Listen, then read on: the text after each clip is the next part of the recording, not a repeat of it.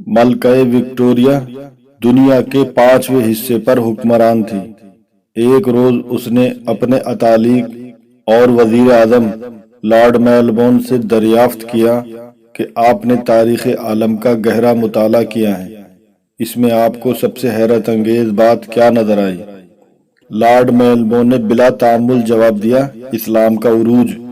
اس پر ملکہ نے سوال کیا کہ کیا آپ نے اس کے اسباب پر بھی غور کیا ہے؟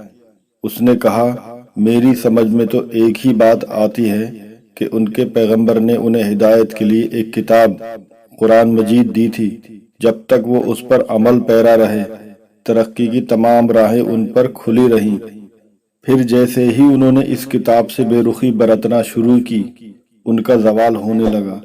اگر کسی زمانے میں تاریخ نے اپنے آپ کو دہرایا اور مسلمانوں نے ایک قوم کی حیثیت سے پھر قرآن مجید کو مضبوطی سے پکڑ لیا اور اپنی انفرادی اور قومی زندگی اس کے مطابق بنا لی، تو ہم کیا ساری دنیا ان کے آگے زیر نگیں آ جائے گی۔